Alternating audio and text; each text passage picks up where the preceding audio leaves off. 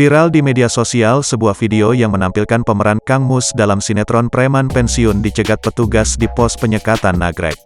Aktor bernama Epy Kusnandar itu diperiksa petugas gabungan polisi, Satpol PP, dan Dishub di checkpoint penyekatan larangan mudik lebaran di Lingkar Barat Nagrek, Kabupaten Bandung. Dalam video tersebut, terlihat Kang Mus tengah diperiksa dan diminta menunjukkan kelengkapan dokumen perjalanan.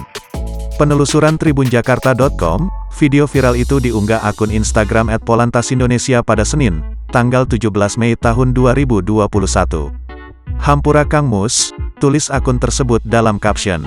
Saat ini unggahan tersebut telah beredar di media sosial dan telah ditonton lebih dari 40.000 kali.